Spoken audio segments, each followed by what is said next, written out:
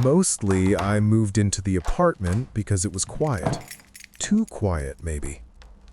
When I closed the door behind me, the sound echoed longer than it should have, as if the room needed time to accept me. The clock on the wall ticked loudly, each second heavy, deliberate, like it was counting something important. I looked into the mirror, and everything seemed normal, which should have been comforting, but somehow wasn't. The room felt empty, yet not alone. The light flickered once, just once, and I ignored it.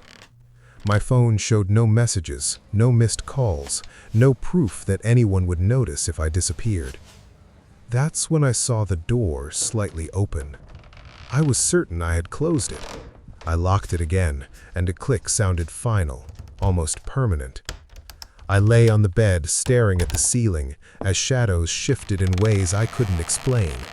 The clock slowed, or maybe time did. I whispered that I needed sleep, and when the lights went out, the room felt awake. In the darkness, I heard breathing that wasn't mine. When I sat up to listen, it stopped. When I lay back down, it returned, closer. I turned on the lamp, but the light felt weak, like it didn't belong in this place. The mirror was fogged, though I hadn't been near it. When I wiped it, my hand left no mark. My reflection moved a moment too late, then smiled when I didn't. I blinked, and it was normal again. The clock showed the wrong time. My phone agreed. The walls felt closer, listening. A low hum filled the room, like a thought I couldn't finish. Then a voice whispered, "You're safe." It sounded like me. Covering my ears didn't help. The voice was already inside my head. The door handle moved slowly, and when I noticed it, it stopped.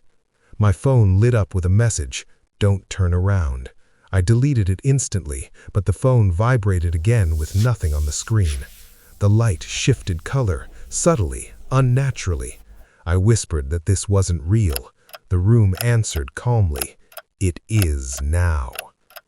I sat on the floor trying to breathe as the room seemed to tilt toward me. Faint handprints appeared on the walls, fading before I could touch them. The mirror cracked without a sound, "You're safe." yet my reflection remained whole. It spoke before I did, telling me I had stayed too long. I closed my eyes, hoping to wake up, but when I opened them, the room had changed. The door no longer had a handle. The window showed This nothing, isn't no real. outside, no escape. The clock spun wildly, then stopped.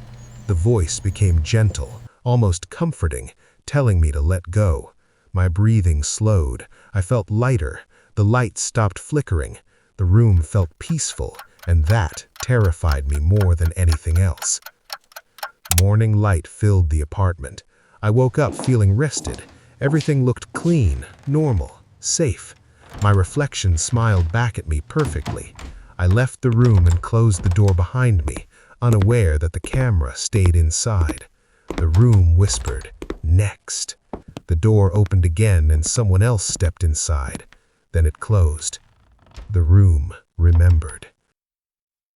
Mostly no one noticed when I went missing. That's the first thing the room taught me.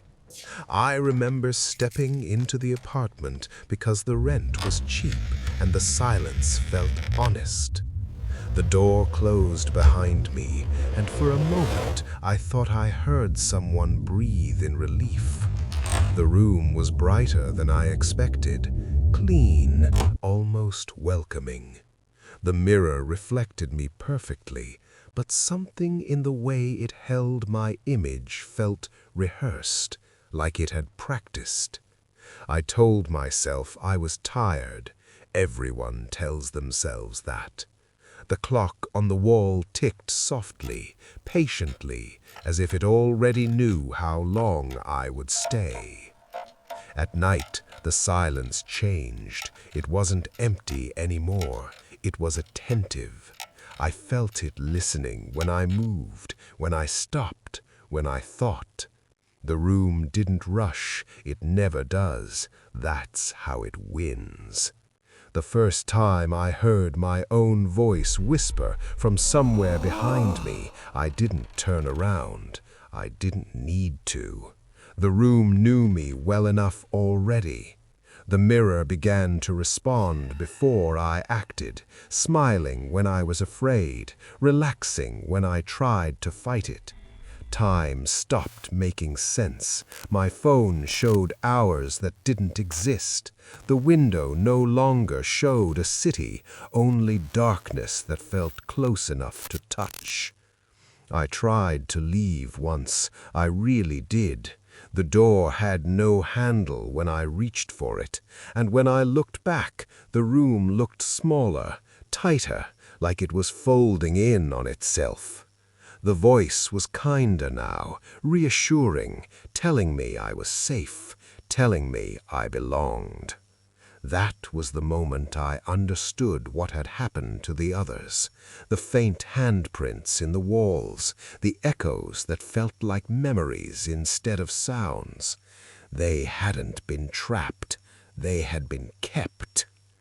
When morning came, I woke up calm, happier than I could remember being in a long time. The room was warm, familiar. My reflection smiled back at me, and this time it felt natural. I stepped out and closed the door behind me, knowing I wouldn't need to come back. The room prefers fresh faces. As I walked away, someone else passed me in the hallway, keys in hand, hopeful, unaware. I almost warned them, almost. Behind the closed door, the room waited, and it was already learning them. Mostly, the room doesn't rush anymore.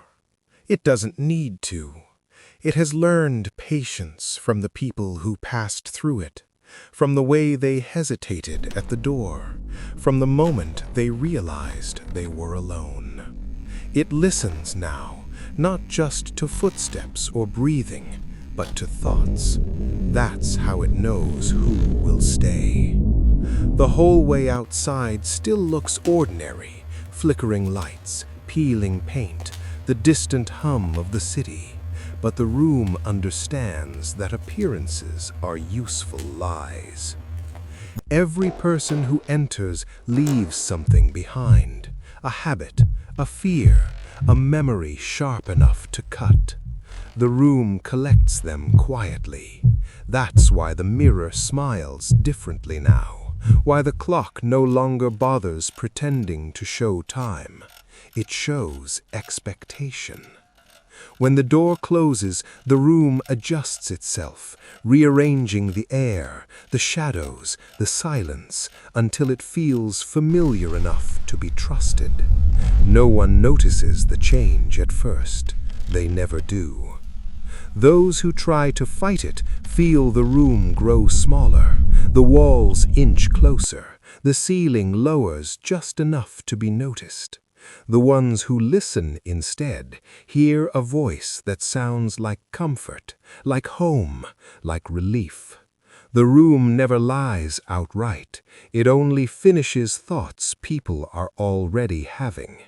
That's why resistance fades. That's why letting go feels so easy. By the time morning comes, most of them are already smiling. The ones who leave are the most useful. They carry the room with them, a quiet echo that follows them into other spaces. They don't scream or warn anyone. They simply move on, calmer, lighter, kinder. They bring others back without realizing it. A friend looking for cheap rent, a stranger needing silence. The room expands without moving, spreading through familiar conversations and casual recommendations. Sometimes, late at night, the hallway cameras flicker.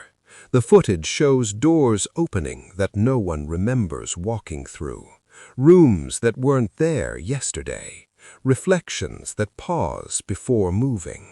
No one checks the recordings for long. They feel watched when they do. The building superintendent once tried to seal the apartment. The next morning, he woke up inside it, rested and smiling. keys already in his hand. The room is no longer just a room. It is a process, a correction, a place where noise becomes quiet, where fear becomes acceptance.